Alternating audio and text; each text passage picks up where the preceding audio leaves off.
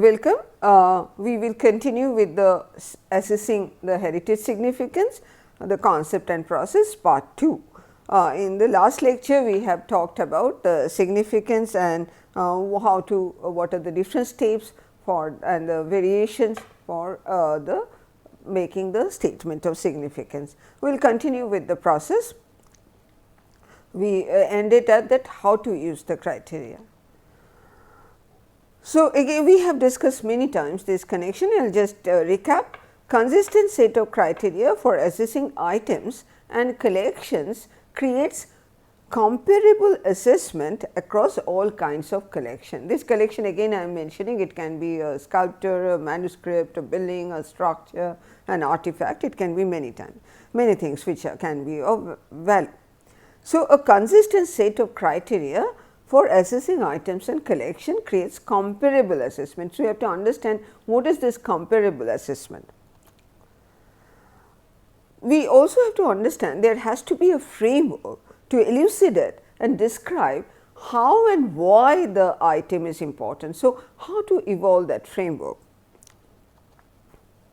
and use the criteria to draw out the precise quality of the item or collection's significance rather than simply assert that it is, for example, historically significant. As again and again I am saying, just saying historically significant is not enough. One has to understand what are the qualities, precisely the items that which contribute to the historical significance. Otherwise, we cannot go to the next stage.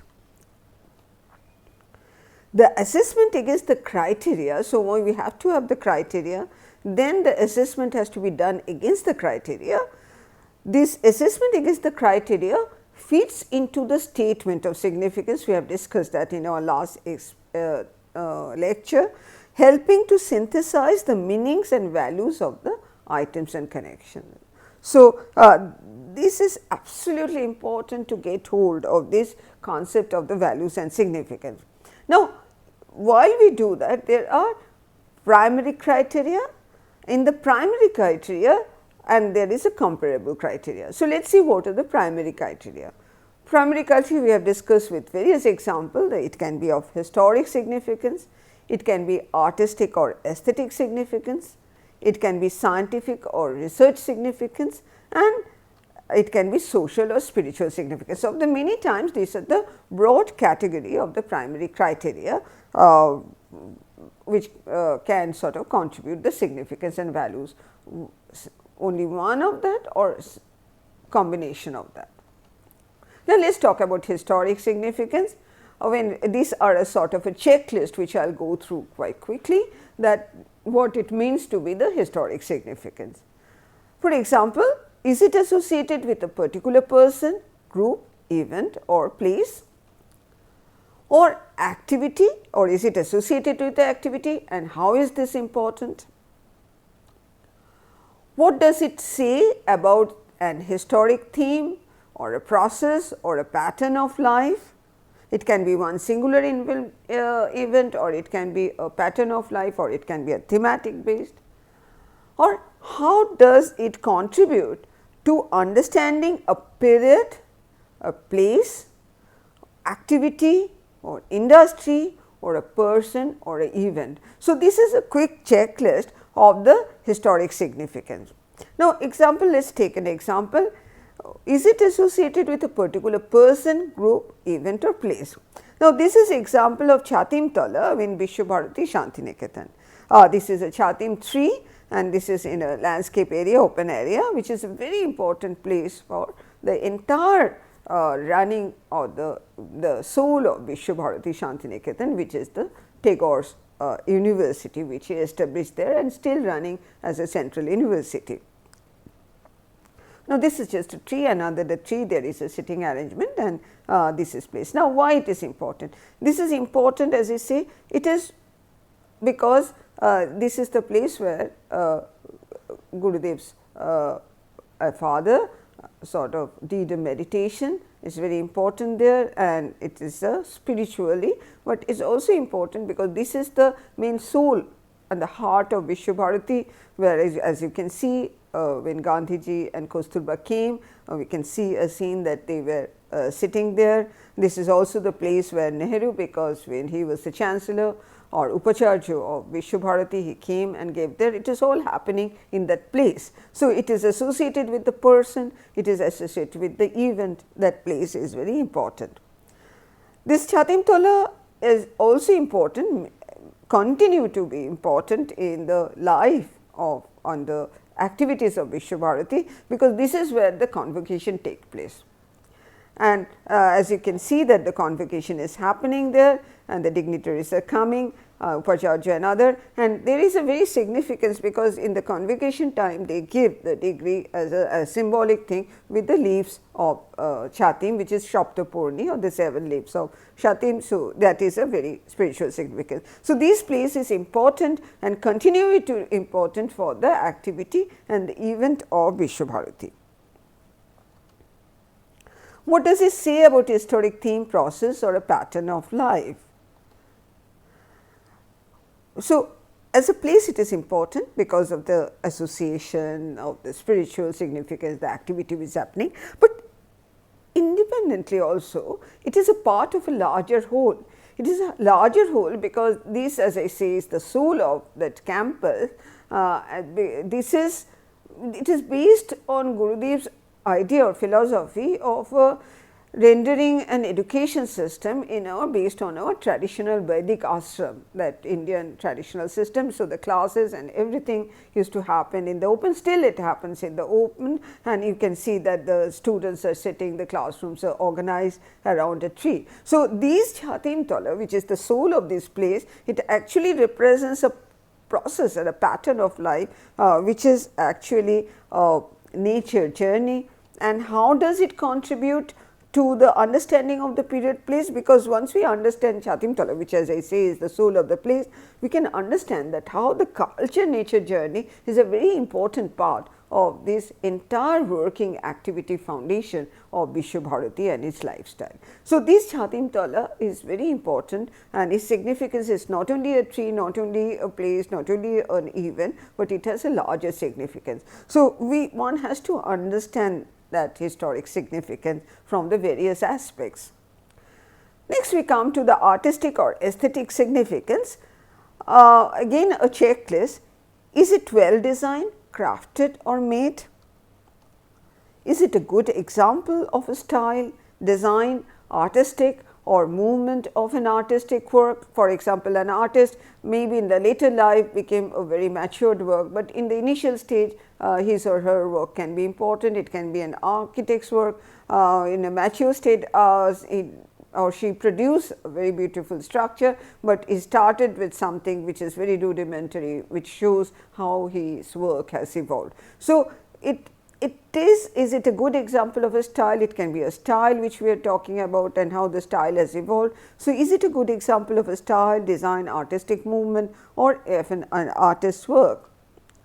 Is it original or innovative in the design? So, I mean it may not be always very beautiful or a very matured work, but it can be very innovative and very original in its contribution. Is it beautiful, pleasing or well proportioned? I am taking the example of Gandhi by Ramkinkar Bej, taken from Shantiniketan, that Ramkinkar Bej is a sculptor who was from a very tribal background, and he was trained, and Gurudev gave him a lot of freedom to work in his own medium and his own style. And this is a sculpture, there are many more, and by Gandhi by Ramkinkar. So, it is one hand it is the person for whom it is the sculpture is made, and the person who made it, the sculptor, and also the material he used, the style he has used. So, it is very important. It does not mean it always has to be very beautiful, but it is also there can be various things that how it can be a very innovation. There are many structures or sculptures in Shantiniketan where Ramkinkar Bej experiment with material concrete and iron and made a sculptures. They are creating a lot of problem to preserve them, but that we will see later on. So, this is very important that when we talk about the artistic and aesthetic significance, does not mean always it has to be just beautiful or pleasing to look like. There can be various ways of understanding the artistic and the aesthetic significance. Again I am continuing with the checklist of the under this. Does it show a high degree of creative or technical accomplishment? Does it depict a subject, a person, place, activity or an event of interest or importance? For example, where was that originally placed? Does it, that location is important? Did it sort of experiment with some material or technique? This criterion is most relevant to works of art, craft, design and decorative arts, but may also apply to items of technology or mineral specimens or folk art.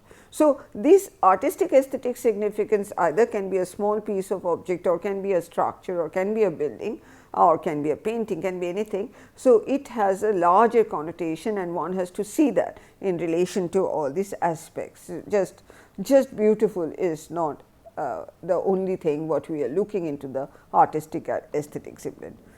Do not have to be artworks to have the artistic value. I mean any other item also can be artistically significant. Some pictures may have little artistic significance, but may have a historic value instead. So, one has to see that what are the various connotation when we look under the broad category of the artistic and the aesthetic significance. Comes the third category, scientific or research significance. If you remember, we talked about Jantar Mantar and all these structures under this. Let us see what can be the different checklist for this category. Do researchers have an active interest in studying the item or collection today, or will they want to in the future? How is it of interest or of value for science or research today or in the future? Is it of research potential in what? What things in particular constitute is scientific or research interest and the research value. So, these comes under the scientific and the research significance. This is almost like a checklist. Let us take one example. I am taking the example of the wheel at Konark temple. We will talk in detail of Konark temple later on, because the concept of Konark temple is the chariot of sun god, and so there are the wheels and the horses are dragging the temple. This was the concept. Now, there are wheels all around on the plinth of the temple, and these wheels they have been restored in parts, and there is a they are beautiful to look at, and there are very fine curvings on that. But very recently people have been working on that, and they found that this wheels, all the wheels which are there on the different position of the on the foundation or the plinth of the Konark temple, each of this wheel is very different in their finer curvings, and they are just not representing the wheels of the chariots of the sun god, but each one of them is also scientifically important. Why? Because it shows exactly the timing. So, it is almost the finer divisions, and why they are each and every things depending on their position and different position of the sun when he is traversing in the sky in the different season. So, each of this wheel is very important to understand the time to the minute second scale.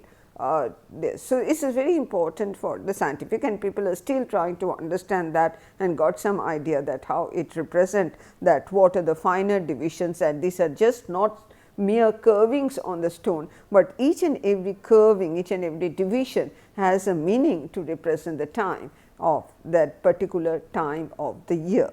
So, this is that is why it is not only a sculpture, it is not only aesthetics, but it is also important because of the scientific significance, and still it is contributing to understanding that what was our traditional knowledge system. We come to the next broad aspect, which is the social or the spiritual significance. I have again taken going back to Shantiniketan because it is easier to relate the various objects. It is the Bashant Utsav in Shantiniketan. They have all the religious festivals in Shantiniketan with the nature. It is very important that it celebration of the nature, celebration, and through the songs and dances and different rituals and other things, which is, and everybody takes part in that. Now, it is a very important festival which attract tourists from all over the places, various parts. So, now when we are talking about the social or spiritual significance, is it of a particular value to a community or a group today? Why is it important to them?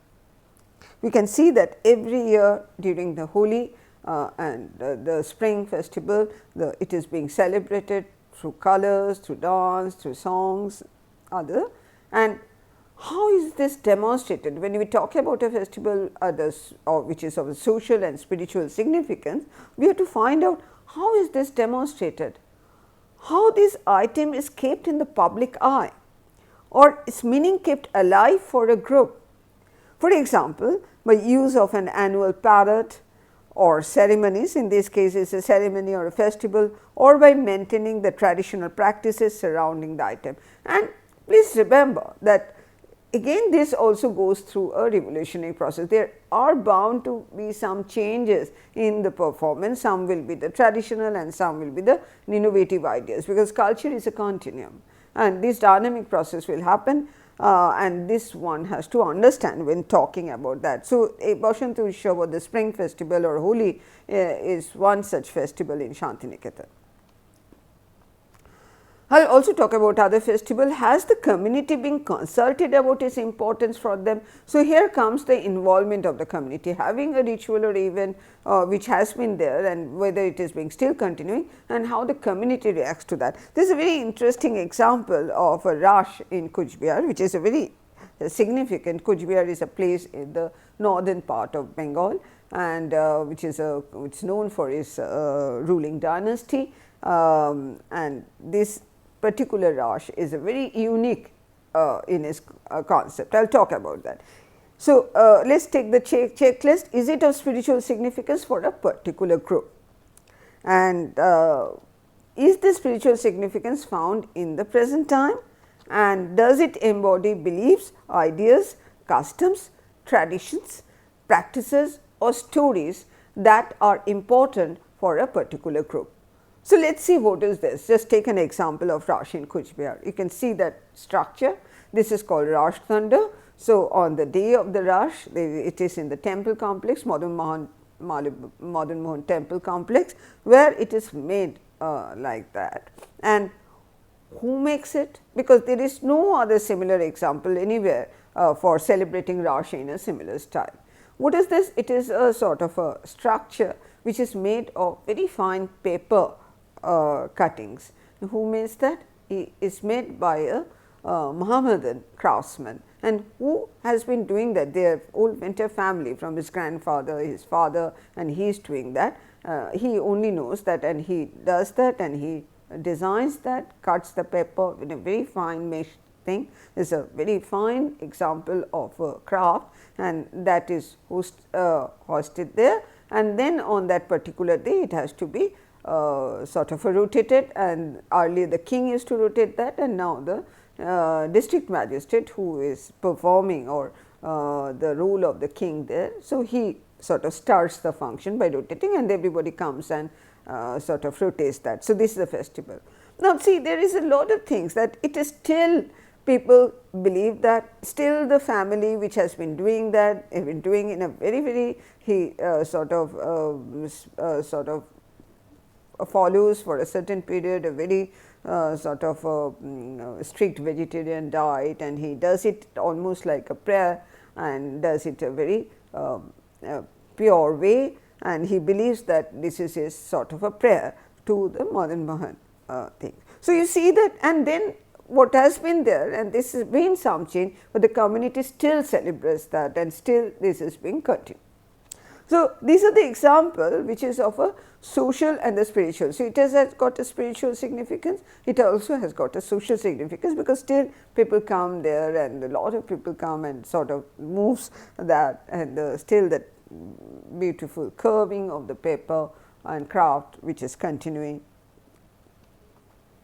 So, now we have talked about the primary criteria. Let us talk about the comparative criteria. In the comparative criteria, one is the provenance.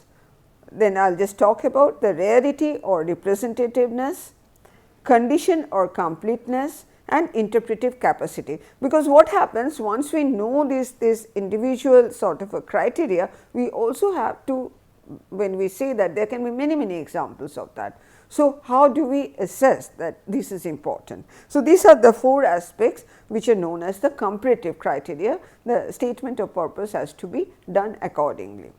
So, let us see what is provenance. Provenance, this includes the family memorabilia, photographs, furniture, or any item cherished as a part of the family's history, or it can be a country's history, it can be a community's history. So, any object which is cherished. So, what are the things as a checklist? Is it well documented or recorded for its class or type? Who created, made or owned or used the item or the collection? Is its place of origin well documented? Where did it origin? How it does change hands? If it is, there is a chain of ownership. Is the provenance reliable? We have to understand that whether we have the documents of that. How does the provenance shape the significance of the item or the collection? The first thing which came to my mind when I was talking about the provenance is a very common example, which is a Kohinoor. Kohinoor in India, which is now is actually on the crown of the British monarchy, it passed many hands. It is a long history there, and from Maharaja Ranjit Singh, how it came there, how it changed hands, and how it came and how it is kept there. So, there is a thing. So, we know that it is significant because not only is there on the crown, but it is history, how it has changed hand, from where it went and what is the importance. So, I am talking a very important, it is not only value because it is a very valuable piece of diamond, but its value comes from very other things. So, it is the provenance. I will take a very not so sort of well known example. As I said that these are the very things. So, it can be a piece of art also, like painting by Jamini Roy. Recently, I made a sort of a friend of mine, his family has inherited a painting by Jamini Roy, and he said the signature of the Jamini Roy is there. It is a very important piece of their family heritage, and now it has to be proved. So, there are experts who sort of sees that whether it is authentic, and then they give a certificate whether signature is authentic. So, then it becomes a very significant example of an art. So, this way this is which comes on the provenance. The rarity or representativeness, does it have unusual qualities that distinguish it from other items in the class or the category? Is it unusual or a particularly fine example of its type? Because in one type there can be many structures, examples, photographs, paintings and other, whatever typology you talk about. Now, one has to, when we are talking about that, it has to talk about the rarity and how well it sort of represents that particular typology or criteria. Is it singular, unique or endangered? Is it a good example of its type or class? Is it typical or characteristic? Is it particularly well documented for its class or group? So, all of these are a sort of a checklist to understand the rarity or the representativeness of this particular item. Taking the example of Jorbangla temple of Bishnupur at Terracotta, it is a very specific type of temple where the twin hut style of temples are there, and there are many examples of Jorbangla temple, but it is all over. It is in Bangladesh, many places of West Bengal and some in Bihar also we see example of Jorbangla temple. So, how do we see that, or how do we say, or how do we establish that this Jorbangla temple, this particular Jorbangla temple is important, because it is not rarity, it is a representing a particular typology that has to be established, that how well it sort of represents a particular typology. For example, as I told, there are other examples of Jorbangla temple in various places. As you can see from there, this is not so important, not so beautiful, not so, it does not have so much of curving. It is a small example of Jorbangla. So, one has to establish with proper justification that the Bishnupur Jorbangla temple, and there can be few more others where they are more important, more significant, and they are fine examples of a particular typology of the Jorbangla temple. Condition or completeness, that what stage this is. Is it in good condition for its type? Is it in intact or complete, or it's partly in ruins or damage? Does it show the repairs, alterations or evidence of the way it was used? Is it still working, or it's still being used, or is it sort of unused? All the questions have to be answered, and is it in original undisturbed condition? So, as we can see that again from Bishnupur, the Shamrai temple in Bishnupur, there is a terracotta things which is the Raj Chakra depicted in the Shamrai temple. You can see that it is almost no damage has been done except some moss and fungus and other thing. It is a beautiful example. It sort of depicts the mythology, that event, and absolutely wonderful example and unique example of this terracotta style. But in the same complex you can see that there are other murals also, they are also beautiful, but there have been some parts which has been changed because they have been damaged so much, they have been replaced by the plain thing. So, that naturally the value of this will be, or significant will be more than this. So, one has to sort of explain that in that. Interpretive capacity, how is it relevant to the organization mission, purpose, collection policy and program. So, one is representing an organization or a community or a state, that how it is able to interpret that. Does it have a special place in the collection in relation to other items or collection theme? Does it help to interpret aspect of the place or the concept, as we say the Mujiris we have talked about, or Bishnupur we have talked about, or Shantiniketan, Vishwabharati we have talked about. Now, again we are going to the Bishnupur, that where Radhasham temple in Bishnupur there, this is the one tower or single tower which is called Ekratna temple, but there are many other also there. So, probably as there are many more examples, when we sort of, if we prepare for the nomination dossier for the World Heritage Sites, we will talk later on. So, we have to select the one which is the most significant, which is most in a complete way it can narrate the story or represent it. It is a representing example of that particular style. So, you have to understand that when you talk about the interpretive capacity. The Raj Chakra, what we have seen in the terracotta, this also was have an interpretive category because it is talking about the mythology. So, what when you take the summary of the statement of significance, the statement of significance is a reasoned, readable summary of the values, meaning and the importance of an item or collection. It is more than a description of what the item or the collection looks like. It is not a catalogue of description. So, one has to understand what is a catalogue of description and versus the statement of significance. A statement of significance summarizes how and why the collection or item is important. It is supported by research and evidence assembled through the assessment process. So, this is in a summary that what is the statement of significance is, and why prepare a statement of significance: to summarize the meaning, to communicate the meanings to the users and the audience, to enhance and access to and use of collections, example online, to facilitate the debate, discussion and understanding of the item or collection, to synthesize knowledge and ideas about the item or collection, to ensure that the provenance and association of items and collections are fully recorded, as a reference point when considering how best to conserve and manage the item so that its important values and attributes are preserved. It is very important. We have to come back again and again to this statement of significance to understand what should be done. So, it is basically it is in an argument about how and why an item or collection is of value. So, we have discussed what are the different types of value criteria, the process, and how the statement of significance and what is important.